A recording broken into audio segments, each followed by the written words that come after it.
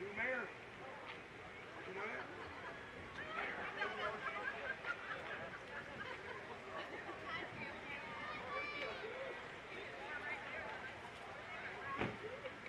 He just got elected.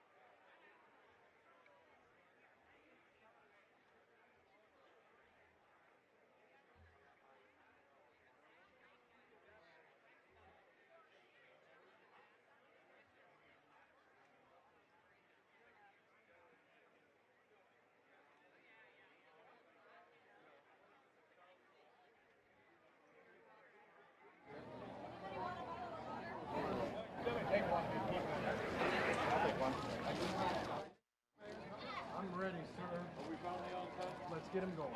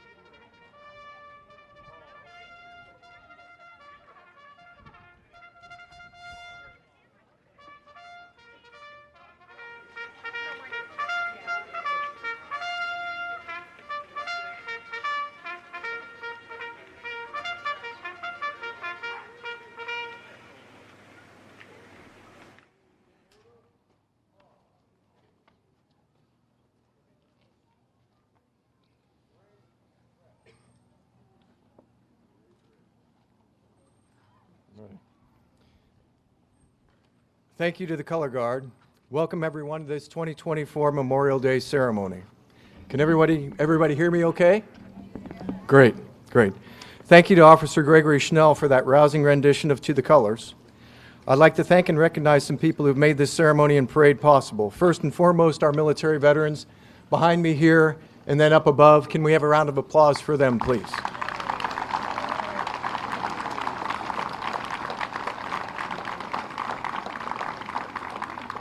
Also, the Princeton High School Marching Band and cheerleaders who led our parade. Thank you to them. Thanks to those from Princeton High School in attendance today, Superintendent G. Elgin Card and Board President Jody Kessler. Please raise your hand when I say your name. Also, thanks to Sweeney Automotive and Cary Automotive for donating cars for the parade, and friends and neighbors who donated cars. I personally drove in a beautiful Cadillac, so thank you everyone for donating cars. Thank you to Glendale residents and volunteers, organizations including the library, Glendale Youth Sports, Glendale Lyceum, the Garden Club's Monday class, and other organizations, as well as the speakers you will hear from this morning. Thanks to the Glendale Police Department Chief Walsh for keeping our route safe, and the Glendale Fire Department and Chief Yetter. They have bottled water over at the station if you need some. And also Christ Church, right on time with their bells. Right next door has bottled water and some treats for today. I'd like to especially thank our committee, Hildy Bonhaas, Lisa Spalding, Ann Foster, for organizing and coordinating the parade and ceremony. These people do an outstanding job, and this parade goes off very smoothly because of their work, so thank you. Memorial Day, initially known as Decoration Day, was first practiced during and soon after the Civil War. Graves of soldiers were decorated, typically with flowers, to honor their service. Over the years, the day became recognized as a national holiday and was formally named Memorial Day, a day to remember military veterans of the United States Armed Forces who gave their lives in service to their country, going back to the Revolutionary War. Today, our village joins the rest of the nation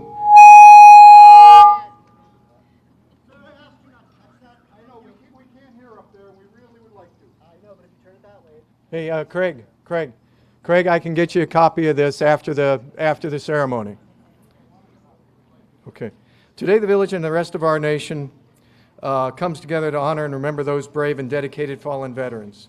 It is said there is no greater love than to lay down one's life for one's friends. Well, these veterans, they laid down their lives for their country and their countrymen and women.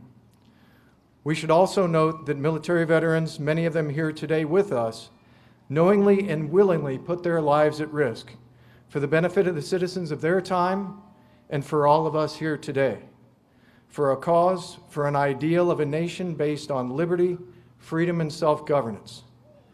We all need to recognize these ideals, understand and protect them for ourselves and for future generations.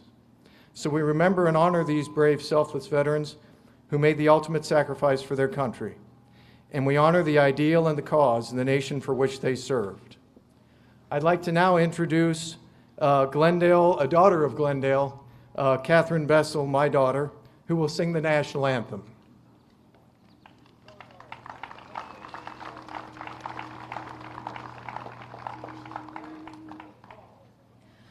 Oh, say, can you see by the dawn's early light, oh, what proudly we hailed at the twilight's last gleaming, whose broad stripes and bright stars through the perilous fight o'er the ramparts we watched were so gallantly streaming, and the rocket's red glare, the bombs bursting in air, gave proof through the night that our flag was still there.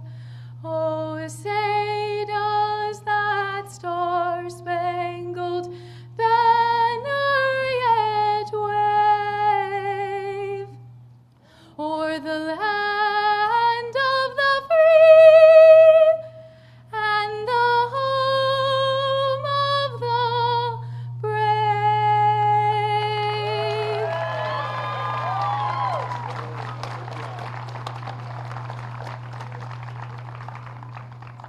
Thank you, Catherine. That was a beautiful rendition of the national anthem. I'd like to now introduce Reverend Gregory Lang of the First Presbyterian Church of Glendale, who will lead us in a prayer for Memorial Day. Thanks, sir. Friends, if you will, let us pray. Almighty and everlasting God, author of life and liberty, we gather in gratitude on this Memorial Day for your blessings on this nation. We thank you for the courage and the bravery and the resolve of those who made the sacrifice, the ultimate sacrifice of their own lives for their posterity, even us. And so as we reflect on the memory of those who laid their lives down, may we be mindful of the one who did tell us, greater love has no one than they lay down their life for a friend. And so, Almighty God, enable us to sanctify this Memorial Day, even as we thank you for our inheritance as Americans, and pray that we would do our own duty in our spheres of influence and action to aid and defend as free citizens of this republic those rights and duties that derive from you alone. Inspire us to honor the legacy and the memories of those who have given of themselves for the good of this nation, and honor her people, that in everything we do, we might honor the sacrifices of those who gave of themselves for the sake of liberty and freedom. Amen.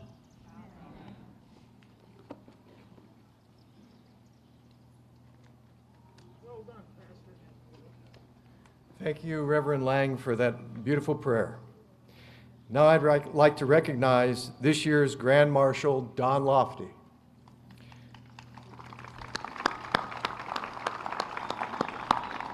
Don has been a resident of our village for many years. He and Mary raised their family here, then moved away for a few years for Don's career as legal counsel for S.C. Johnson, after which they returned to Glendale. You will often see Don and Mary helping neighbors and volunteering at the many Glendale organizations. Over the years, Don has served as solicitor of the village and most recently served 2 consecutive 4-year terms as our mayor. Don's service to our community has been exemplary, and Glendale has benefited from his care and concern for our fair village. Don, thank you from all of us for your service to Glendale.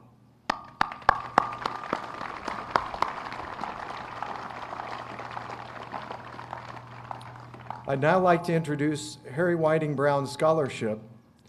Harry Whiting Brown offers a college tuition scholarship to Glendale residents and students. This award is given to a model student who served their community in a volunteer capacity.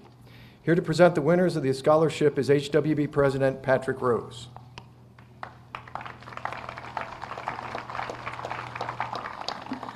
Good morning. Thank you for coming. So, as Mayor Bessel said, we offer a scholarship to anyone who is an ideal example of what it means to be a citizen in Glendale and support the community. And the submissions were such this year, normally we have one winner, but the submissions were such this year that we have 3. So the winners are Rachel Sweeney,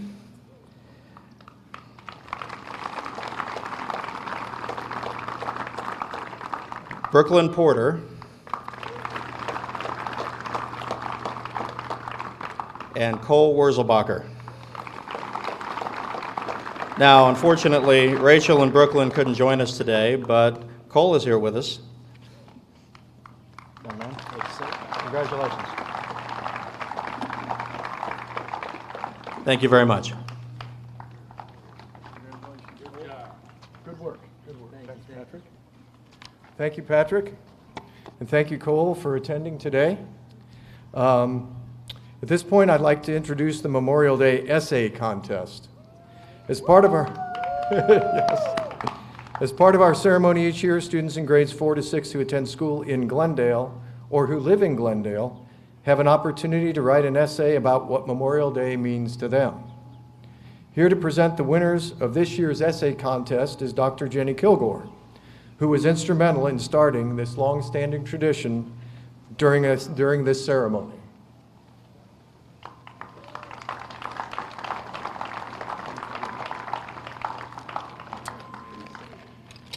Good morning. It's my pleasure. This morning, 3 young authors are being recognized in this 36th annual Glendale Memorial Day contest. The annual contest has become an iconic part of our Memorial Day celebration, one that is eagerly anticipated by Glendale 4th, 5th, and 6th grade elementary students, providing them with an opportunity to pause and examine the importance of the lives and efforts of our American soldiers and the impact that they have on the freedom and privilege that we enjoy. The panel of judges deliberated to choose winning essays from all the wonderful student submissions. Papers recounted family traditions and shared acknowledgement and appreciation of the quality of life and the privilege that we as Americans enjoy because of the sacrifice of fallen heroes. Each of the 3 winning authors receives a beautiful medal to commemorate the day and a book provided by Monday's class called The Poppy Lady. So I would like to call Shane Britton as 3rd place winner, a 5th grader at Bethany Elementary.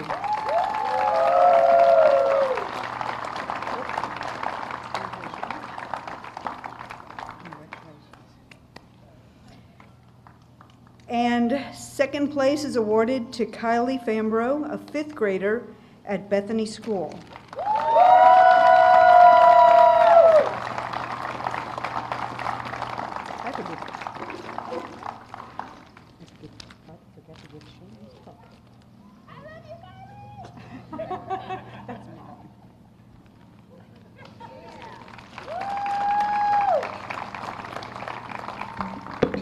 And 1st place winner is awarded to Tiffany Steingruber, a 6th grader at St. Gabriel's Consolidated School.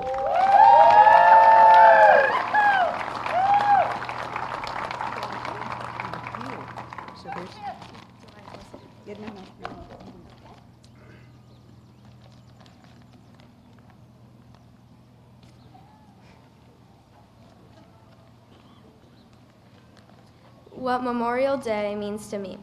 Memorial Day is a time to honor all of those we lost fighting for our country. All the brave men and women who gave up their lives for us is the reason we are here today. Memorial Day, to me, means reflecting on the cost of freedom, the loss of numerous people, It's about recognizing those who had the dedication to fight for our country knowing they might not make it back. They inspire me every day with their unwillingness to give up and to always keep going.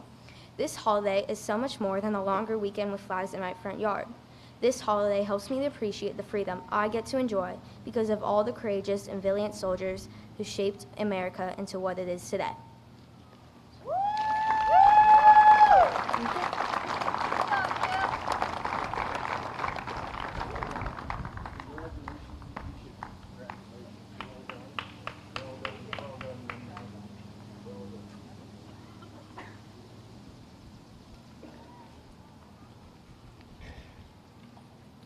Thank you, Jenny, and thank you, students. Your work is much appreciated, and it's great that we have a new generation of kids who are willing to understand and write about what Memorial Day and the sacrifice of these soldiers means to them. So thank you again.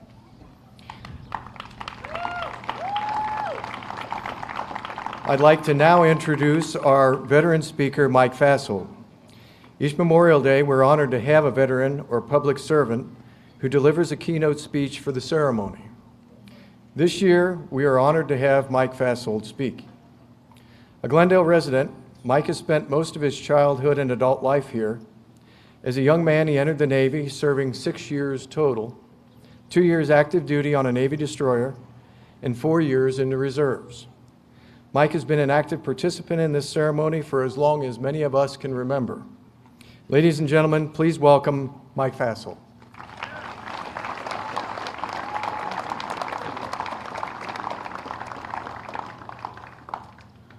Good morning. To paraphrase American author Brad Thor, American citizenship is an honor and a responsibility. We Americans are stewards of our republic. I always felt that my service to my country was also my duty. Growing up, I knew I would someday spend time in the service.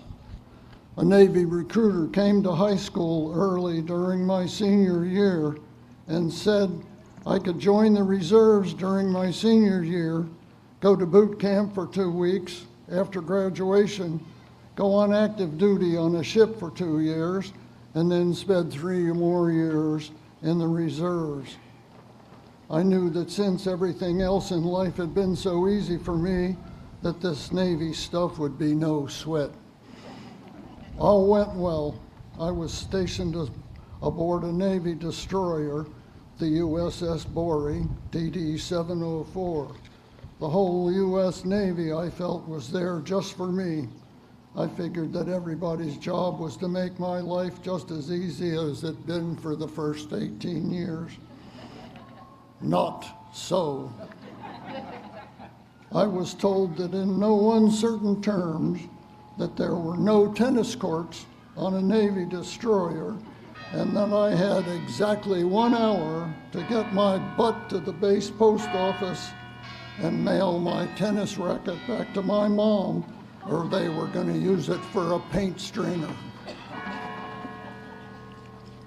I learned a lot in the Navy. I learned how to stand watch on the bridge from midnight till 4 in the morning when it was 15 to 20 degrees outside and the seas were rough enough to bring green water over the bow. If it did not move on that ship, we painted it. And if you stood still for a few minutes in the wrong spot, you got painted also. I learned to hang over the bow on the ship on a bosun's chair and painted the numbers on the side of the ship. The one thing I did learn more than anything else was teamwork. I played my share of sports growing up, but on board ship, where it really counted, you learned teamwork. We had a dozen men stationed in each of our 3 main gun mounts, and to fire the 2 5-inch guns in each mount, it required a great deal of coordination and teamwork. We refueled at sea a great deal. There are no gas stations in the middle of the Atlantic Ocean, and you did not do that standing still. we would pull up alongside a carrier or an oiler traveling at around 15 knots in whatever weather, whatever time of day or night, in order to receive the fuel hoses from the supplying ship. This required nearly every hand on the ship working together to finish the task. But when complete, the fuel bunkers were full, and it was a great demonstration of what good teamwork, coordination, and teamwork can accomplish. I did not particularly like the Navy, but would I do it again? You bet, in a heartbeat. I'm extremely proud of the fact that I served my country. I had the opportunity to see one of the first Polaris missiles launched from beneath the surface by a submerged submarine.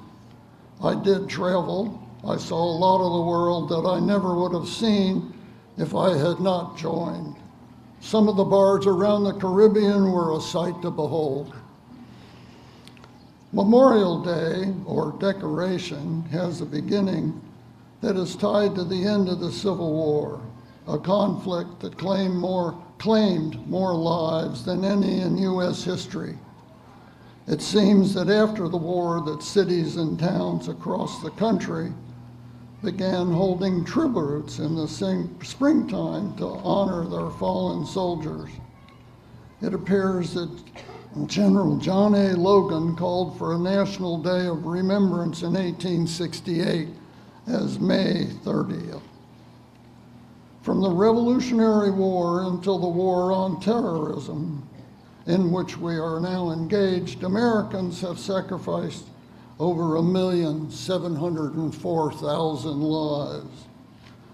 Memorial Day is a period that allows me a little extra time to reflect on the lives of several of my friends and relatives who have sacrificed their lives while in service to our country. My cousin, Sergeant Robert Peterson, was killed in action in Vietnam on January 5th, 1969 in Quan Tin, South Vietnam. One of my friends from high school, Mac Tuttle, who was a Marine Corps captain, lost his life in March of 1968. Another friend, Michael DeCamp, was killed in action in Tân Anh, South Vietnam, September 1967. Peter Conboy survived flight school at Pensacola and flew 2 tours of Nam and an F-4 Phantom, only returned home. While on practice mission in American Southwest, flying at 500 miles an hour at 100 feet over the ground, had his plane nose into the ground.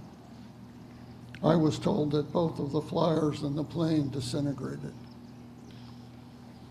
My friend, Nicholas Mallory Carpenter, went to Walnut Hills High School and graduated in 1960. For as long as I knew Nick, he was determined to be a Navy flyer. The ceiling in his bedroom was painted blue and accented with clouds and had several models of Navy jets hanging from the ceiling. After graduating from high school, he went to Marietta College. In November of 1960, about the time I was reporting aboard my destroyer, Nick was called in front of the dean and told that he was no longer welcome at Marietta College because he had his car on campus. It was against the rules. Nick packed his bags, reported home, and the next day joined the Navy with his sights set on becoming a pilot. There was an exam that everyone took when one enters the service, and I was always proud that I had scored in the mid-90s on that exam. Nick told me one time when we got together that he had scored a perfect 100% on that test. The Navy offered to send him to the Annapolis Prep Academy and then to Annapolis, but he refused. Told him to send him to flight school. They would not, said he did not graduate from college. This went on for several years. The Navy would send Nick to a difficult school. Nick would ace the school. The Navy would try to send him to the academy, Nick would refuse and ask for flight school. They would send him out to the fleet. After several years, he finally made it. He wore the Navy down. He graduated from flight school, third in his class, and went to Nam. He spent 6 months doing what he was trained to do, received many awards. He was decorated by Nguyen Cao Ky, then president of South Vietnam. He came home on leave and brought his bride, the beautiful daughter of a Navy admiral. We closed down the Saybrook Tavern in East Hyde Park with Nick teaching us how to fly an A6A jet from his seat at the end of the table. He went back to Nam, leaving an impregnated wife and a promise to be back in time for my wedding in August of 1968. I received a letter from him early in June telling me his baby was due in July and his final mission was scheduled for a few days away, and then he was expected to be able in Cincinnati for my wedding. The day after his last scheduled mission, I received a phone call from his brother Jack, a Cincinnati police officer. Nick's plane had been shot down over North Vietnam after dropping his bomb load. His weapons officer parachuted out of the plane and had been captured by the North Vietnamese, but there was no word about Nick. 22 years later, April 1990, I went to Arlington National Cemetery for the funeral of my friend Nick Carpenter. His remains, some dental work, a leg bone, and his dog tags had been returned along with several other MIAs. The service was one of full military honors with the case on riderless horse and band. It was very impressive.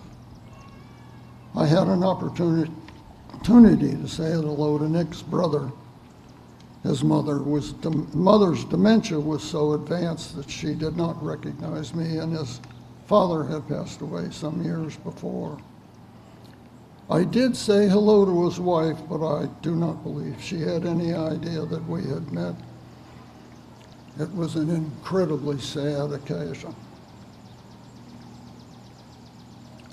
Memorial Day is that time of year when we are all able to momentarily stop and give thanks to the men and women of our country who have sacrificed their lives in order that we are able to live with the freedoms that we enjoy. I hope that you will all stop, however briefly, and think of the men and the women who almost made it, of our wonderful country, who have sacrificed their lives for us and our country. Thank you. I almost made it. That was beautiful. Thank you so much.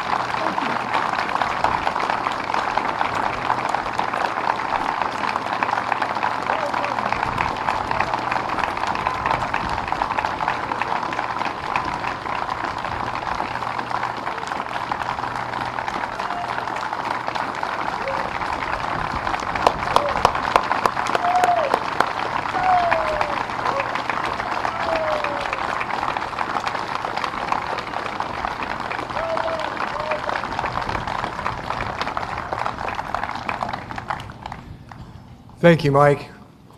That was a beautiful story about your friend and some of your other friends.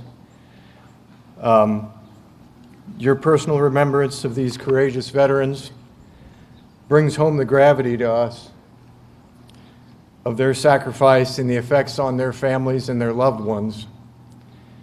This helps us better understand everything that was given by people like you and by those veterans who lost their lives. Thank you again. Now, here to sing America the Beautiful again is Catherine Bessel. Please feel free to join in if you so choose.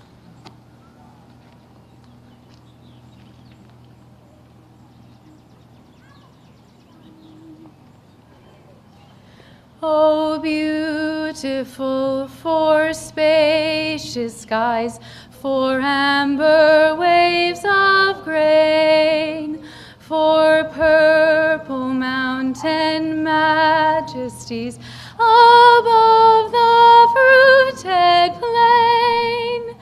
America, America, God shed his grace on thee, and crown thy good with brotherhood from the sea to shining sea.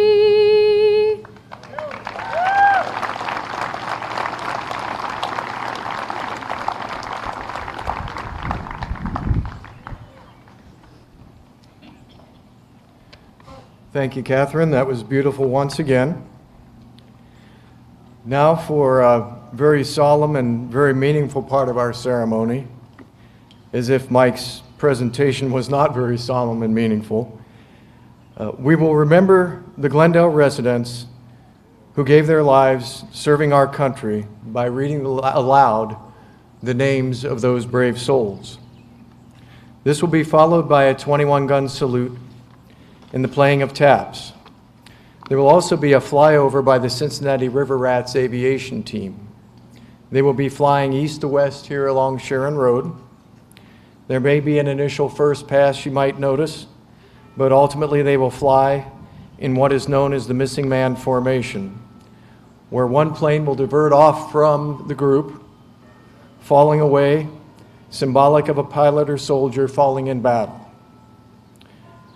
Our own Mike Fassold again will read the names of those who gave their lives in service.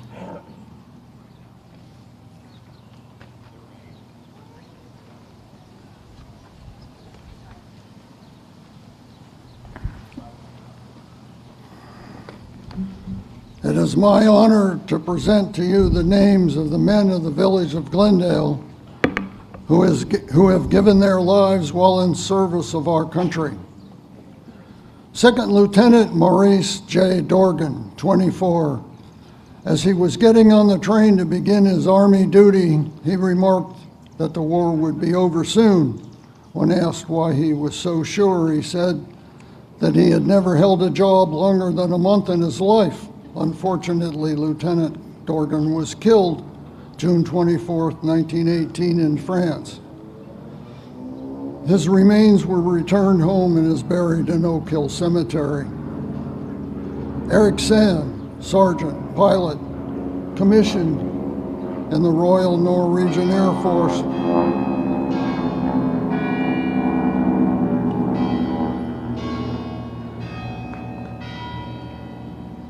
Eric Sand, Sergeant Pilot, commissioned in the Royal Norwegian Air Force in Canada in April 1942.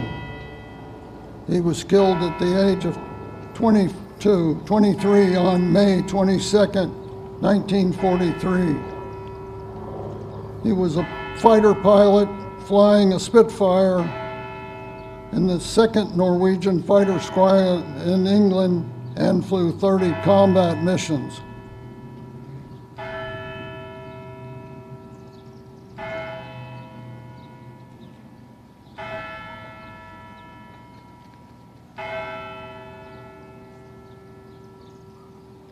Ralph Harrison Osborne, 2nd Lieutenant, entered the service June 1942, died at the age of 26 on April 2nd, 1943. Pilot, Army Air Corps, was reported missing after his 7th mission over Germany. Subsequently, his death was confirmed and posthumously he was awarded the Air Medal for exceptionally meritorious achievement in aerial combat against the enemy. Charles Stedman Garber, Captain, grew up on Oak Street in Glendale, was a pilot in the Air Transport Command, flying unarmed in a C-54. He was shot down by mistake by a British carrier-based plane between the Azores, in Casablanca on March 25, 1944, at the age of 26. Frederick A. Smith, Private First Class, joined the Marines September 10, 1942. Assigned to the 1st Marine Division, he grew up on Jefferson Avenue in Glendale.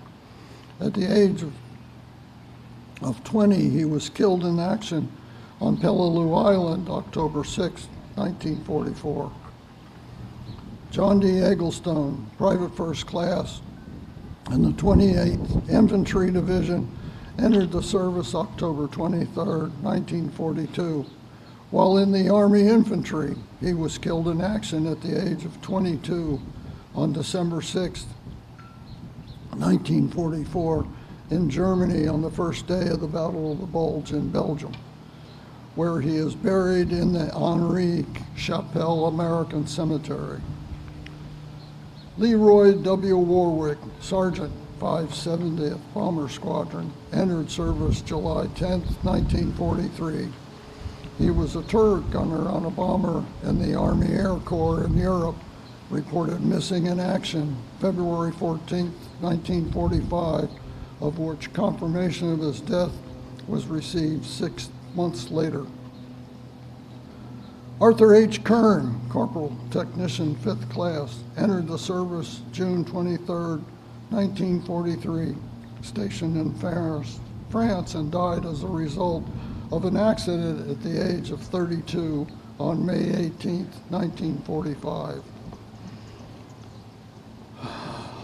Edward Lockett Appley, Private First Class, enlisted in the Marines December 12, 1943, was killed in action for the island of Okinawa at the age of 19 on June 20, 1945. His mother lived on Sharon Avenue at the time of his death. Joseph Lloyd Hall, Soundman, 3rd Class, stationed on a Navy minesweeper, was killed by a direct hit from a Navy shell near Borneo at the age of 19, June 21, 1945. Joe Hall's family lived at 885 Congress Avenue in Glendale when he entered the service. Meredith Spears, after service in Australia, died in an Army hospital March 1946 in Colorado after his return to the United States. Christopher Dyer, Lance Corporal, member of Lima Company, United States Marine Corps, was killed in action August 3, 2005 in Iraq at the age of 19.